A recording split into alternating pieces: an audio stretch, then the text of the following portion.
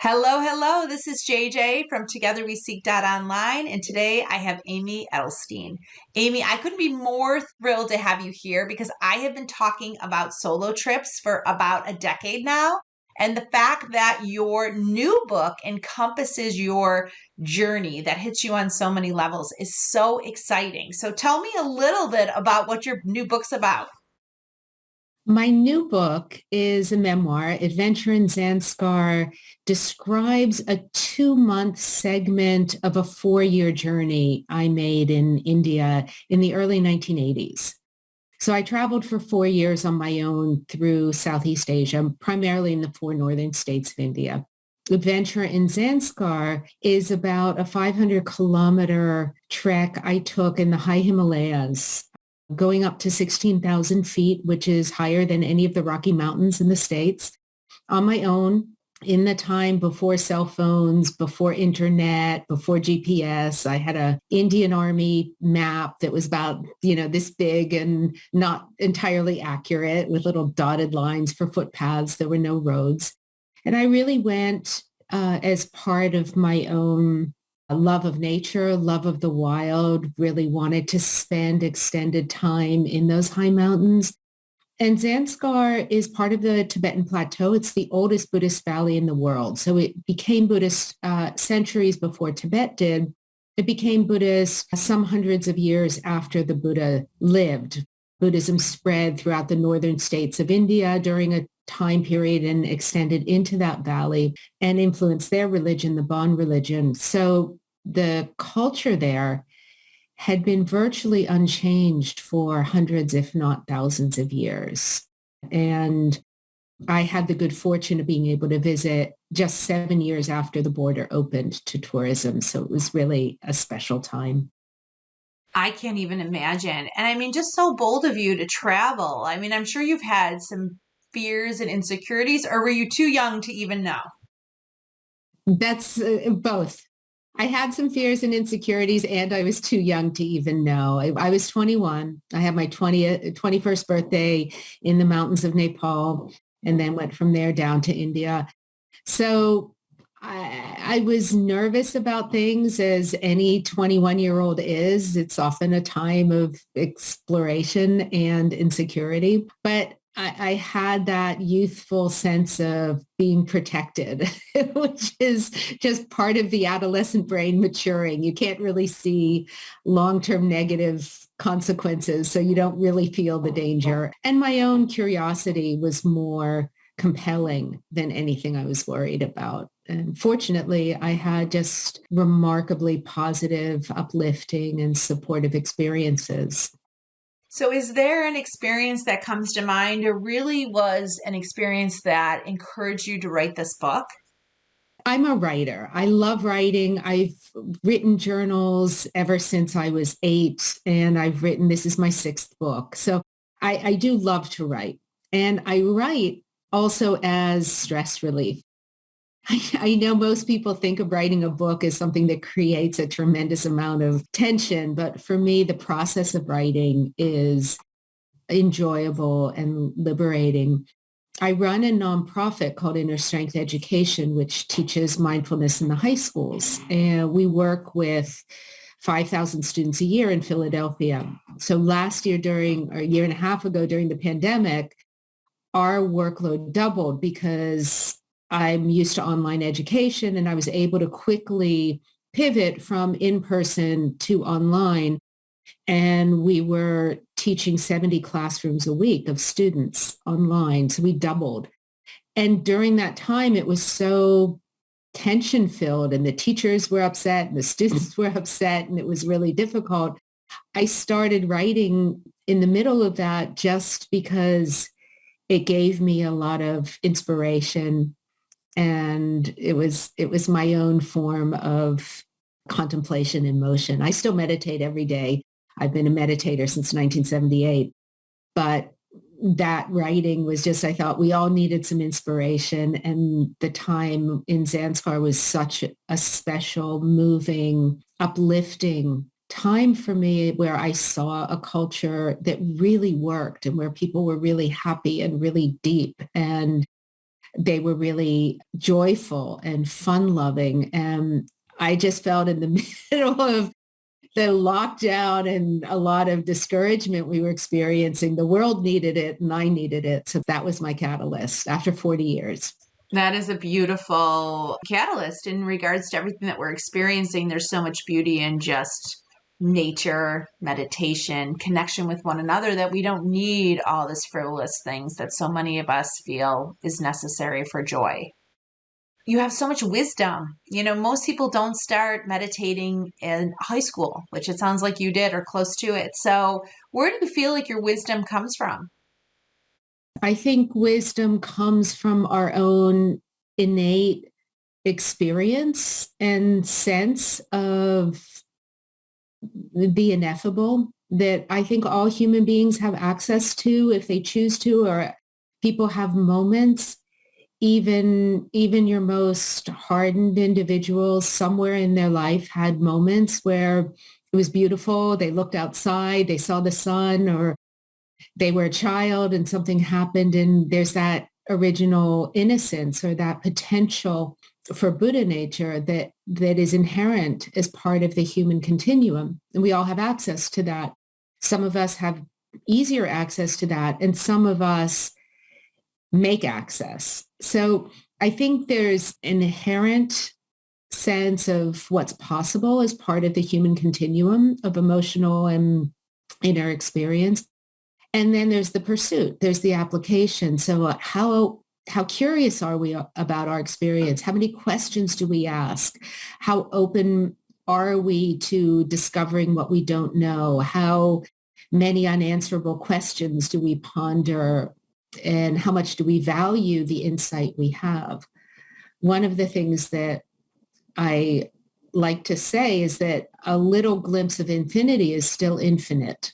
So if we keep insisting that we need a bigger experience, a better experience, a more profound experience, we need to see a saint like at Fatima, or we need to, be able to fly like the, myths of enlightened beings or whatever it is. Everybody has their own vision of that. If we insist on that, then we miss the infinite nature that is pointed to in what seem like smaller experiences, but they can take us all the way. I love that because it gives us permission to just look around us. I think so many of us are interested in these profound experiences to validate that we are bigger or we are part of something bigger. And I think for many of us, we could just watch the flowers emerge out of the soil or the birds and the trees. And I think for many of us, having just a connection with nature could be your most powerful source of infinity and insight and a higher being of some sort. So how do you work with so many students, you work with so many professionals? What are some of the insights that you think you gained in this journey, decades ago that you think you bring forward now? One of the things I think I bring is the lived experience that communities can actually be happy. They can be safe, they can be happy, people can support each other, people can live relatively conflict-free. What happens is in our culture now, of course, there's a lot of breakdown, there's a lot of fragmentation. There's also a huge push to right wrongs that are baked into the Western system and the American system, whether it's the negative impact of colonization, industrialization, the history of white privilege and the supremacy of one people over another people. All of those things there's an underbelly to Western culture that needs to be righted, understood, and righted. At the same time, what happens is whenever we get overly focused without a grounding in positivity, when we get overly focused on the hurts and the harms, it often exacerbates that sense of separation. When I was in college, I was part of the second wave of feminism, and I lived in upstate New York, in Ithaca, New York, and there were a lot of the great radical feminist writers writing at Ithaca College, and I was at Cornell. And so I was reading a lot about the patriarchy, about violence against women, about, just the ways that the power of the white male had been embedded into the system. And what I found was I was young and I wasn't that sophisticated in my thinking, and I wasn't able to really hold a lot of nuance. And so it created in me a lot of sense of mistrust, separation, anger, really a lot of negative emotions that I would project outward. And while the history is true, we have to be evolved really in how we're going to move the needle towards justice. And so I think that we're living in very delicate times because the hurts and harms are perpetuated. They are real. I see them in the school system. I see, there's so much creative potential. I have so many smart kids. They are creative, they're fun-loving, and the system is very harsh and unfair, and it has really detrimental consequences. So, I feel very strongly about the need to change that. At the same time,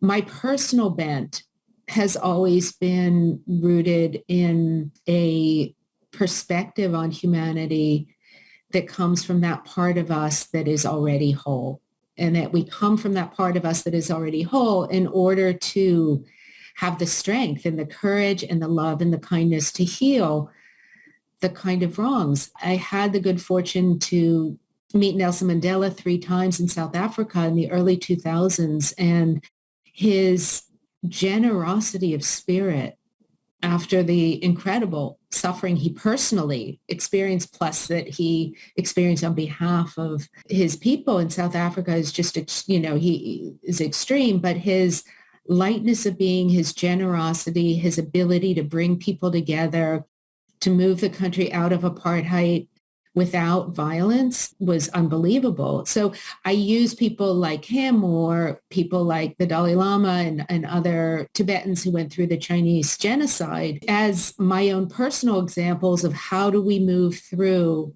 objective horror with passion and purpose. How did Viktor Frankl come out of the concentration camps with a sense of meaning and purpose? So when I was in Zanskar, seeing people who lived according to generosity and care and were concerned about the karmic imprints of their own emotions so that they didn't get involved in greed and hatred and anger because of their own karmic continuum, really imprinted some valuable lessons on me that I draw from in these very difficult times we're in right now.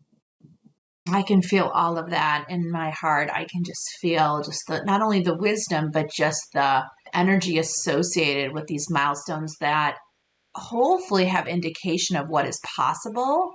I think for so many of us, one of the reasons I created this community is I wanted to have a safe space for women to come together to talk about some of the natural talents they have that they may not already have in use. Because I believe, similar to what you mentioned earlier on, is that the structure is very masculine based at this point. And it's tipping, it's tipping very strong to one direction, and that many of us women are essentially encouraged to compartmentalize our knowing and our gifts at the door so that we can participate in the corporate structure that exists today. And that for many of us, it is now time to bring those gifts to the forefront by developing them. And we have to have the confidence to do so. And I think we're very much lacking that, not only based on society as today, but maybe the soul journey in the past. And so I'm really hoping that having discussions like this give us the ability to really sort of bring the feminine energy more forward that helps maybe balance some of the energy on the planet. Yeah, I think that's great. And really having trust and confidence to draw from our deepest understanding and to have the courage to live according to our highest aspirations. So instead of waiting for the world to be centered around meaning and purpose and care and positivity and non-separation, we hold ourselves to the highest standard to live that way, to extend that, And then we're doing as much as we can. There's no single person that's going to solve climate change. It's going to take, an extraordinary movement and confluence of forces and factors that all come together. Different people are called to work in different ways, but what we can each do is be beacons of light within ourselves and our own life, and then in whatever way we choose to respond in the world. What's our vocation? Where are we called? And to respond full-heartedly, bringing that sense of goodness into being. And if we're doing that, then I have faith that we'll move through this. Yes. I often talk about the beacon of light too, but I do think that some of us have to step around our self-doubt to really allow ourselves to step into the work, the light, and the wisdom that we came to share.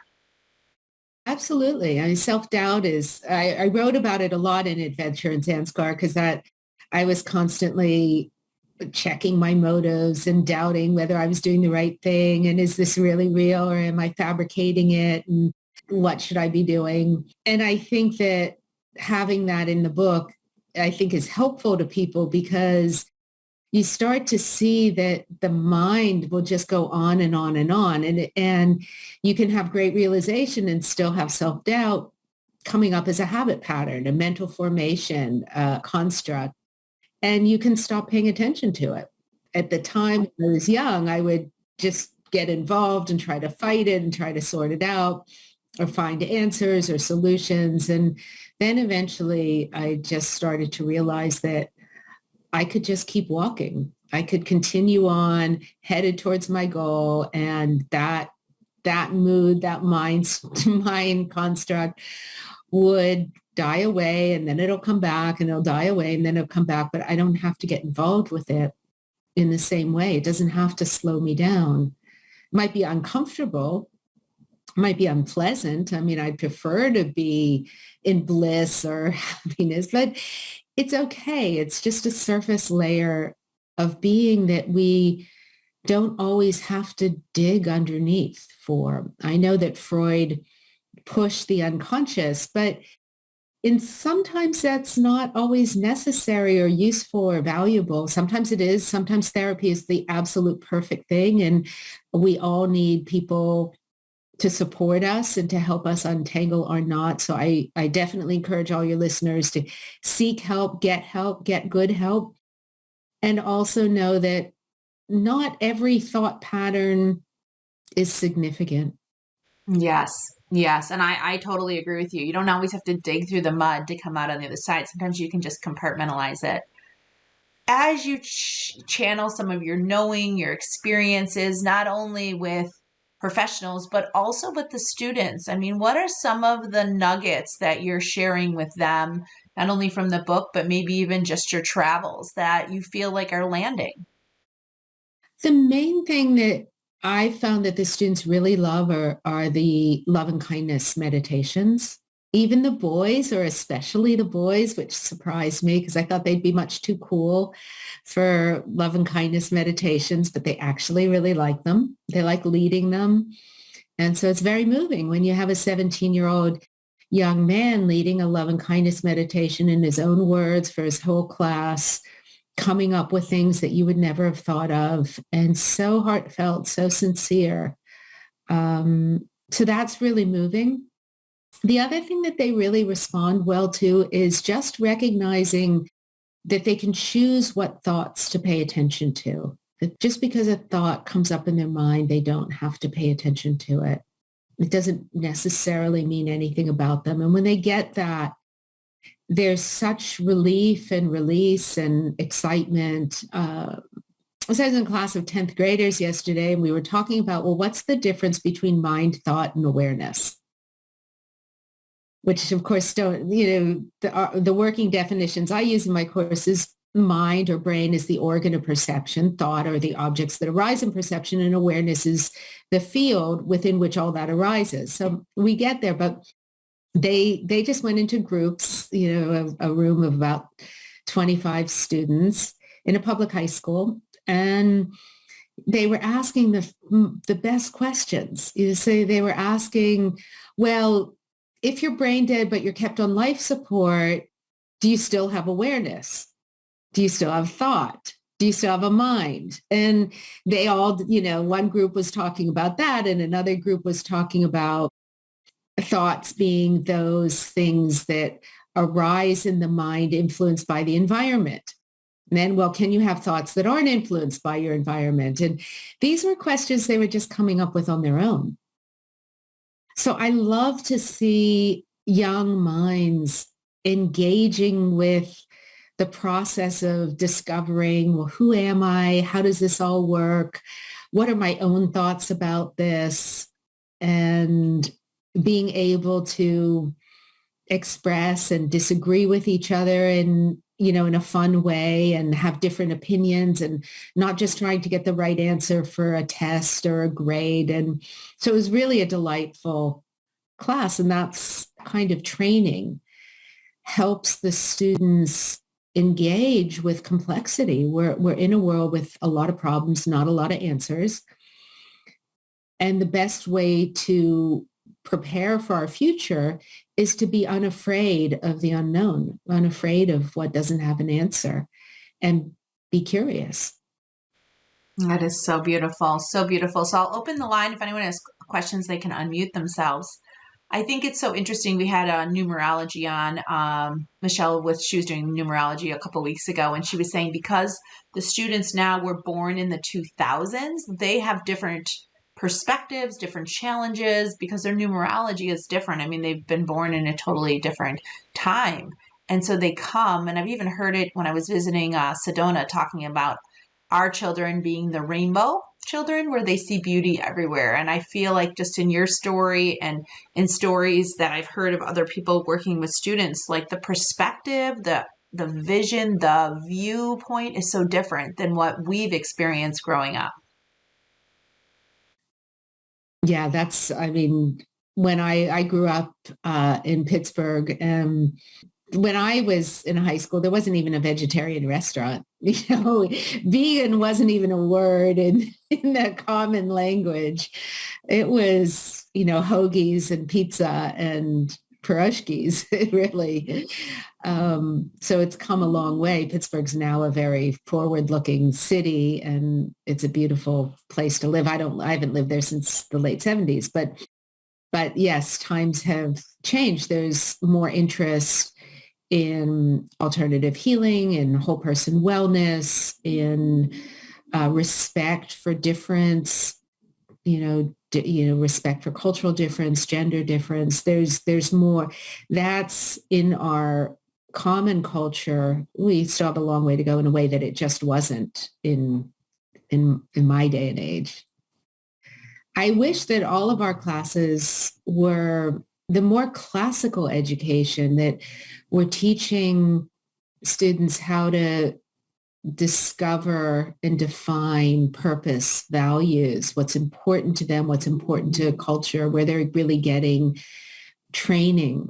And, in our public school system in America, where we've separated church and state, which is important, we don't want to impose a particular tradition on, students who come from different backgrounds and different paths. But everyone's become so afraid to talk about what makes us good human beings.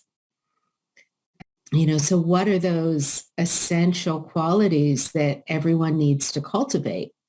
Kindness, compassion, empathy, curiosity, and understanding that all of our actions have consequence and they're going to impact people. And are we thinking about that? And how do we consider that?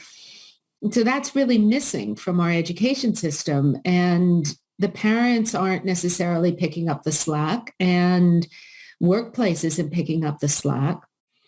Most of my students, if they have a real problem, they go to Google first.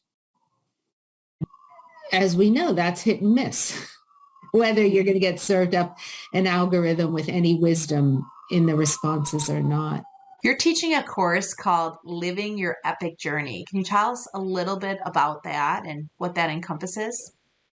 Yeah, I'm super excited about it. So as I mentioned earlier, I love writing, and writing Adventure in Zanskar was just such a joy. I'm very proud that I'm a finalist for the Publishers Weekly Ben Franklin Book Awards. So I'm one of 3 finalists, and for travel, we'll find out next month. And I thought it would be great to do a course really pulling out the insights from the book and doing a lot of writing.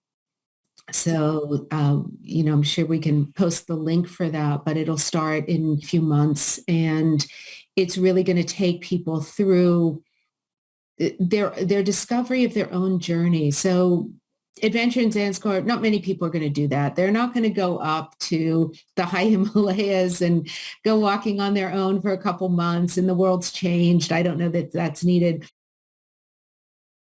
And I want people to be inspired.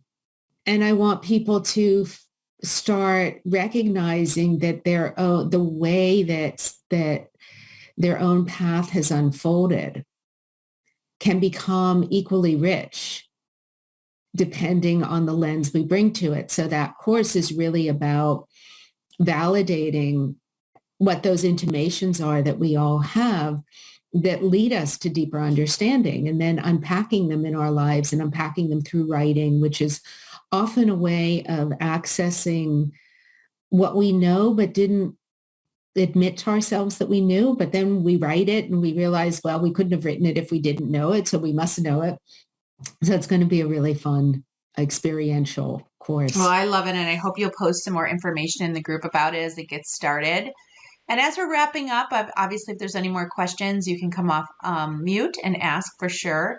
But we have a lot of professional women that listen to these discussions on the go, and many of them are overworked, exhausted, answering to so many people that rely on them. I guess, what advice would you give women in the mix of it right now, where I feel like they are not even sure where to start?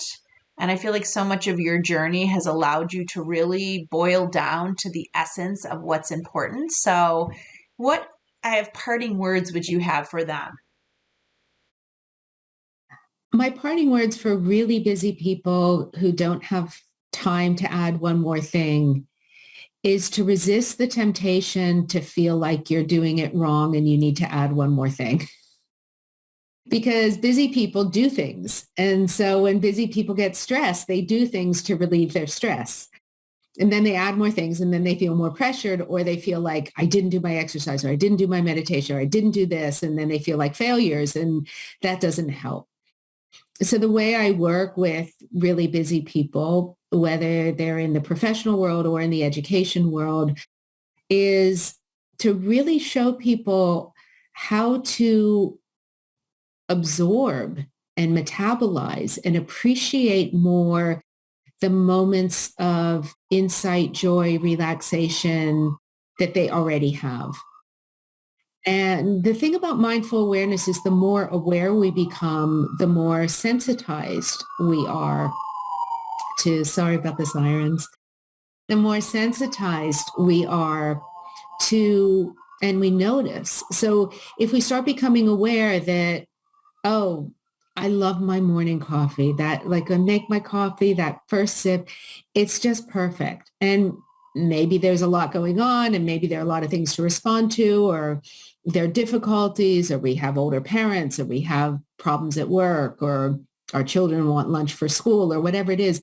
But there's a moment that we really enjoy. So to let ourselves enjoy it, so that you're allowing yourself to absorb the things that you're already experiencing and not just pushing them away.